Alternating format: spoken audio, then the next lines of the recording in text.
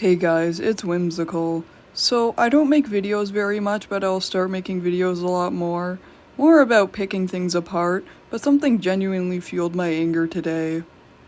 So, I found out about this game called the Freak Circus, and I thought the designs were pretty cool, so I decided to check out a gameplay of it, and well, there's a lot of issues in the game. And it really sucks because I thought this could be a really cool game, but instead it decided to be someone's disgusting fantasy. So, the game is basically about the main character that works at a coffee shop and finds out about a circus and meets this one jester.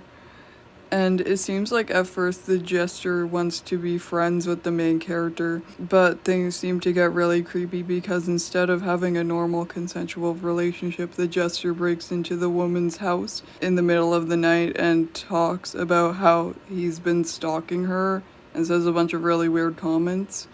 This is where I started getting a really weird feeling about this game. The main character never asked for anything like this.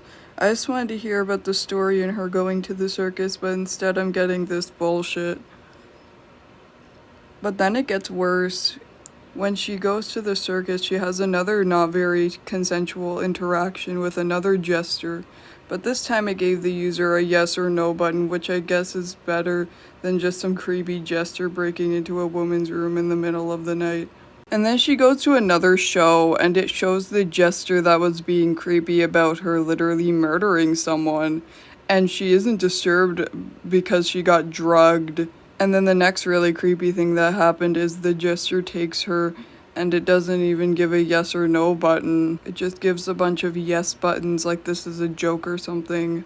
And then the jester starts talking sexually about the lady. That was the creepy parts of chapter 1, but chapter 2 was so bad I couldn't even finish it. Even more creepy interactions happened, and it made me very uncomfortable because I felt the lack of consent. You can make the excuse and say that it's yandere or complex relationships, but this is just straight up creepy. It feels like Melanie Martinez and Timothy Heller almost, and I know that's a pretty bold comparison, but that's the vibes I was getting the entire time while watching the playthrough.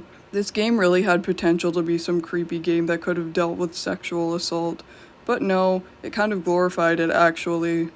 I just wanted to get on here and say how much this game disturbed me, and I really see a bunch of issues with the writing that could have been fixed. The story itself isn't even very complex to begin with, it's kind of bland and boring. Things could have been added to make it more interesting.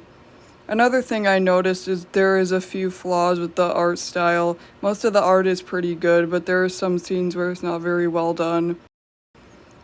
That's all I want to say about this game. I don't mind if you enjoy it, I'm just pointing out issues. Goodbye, silly geese.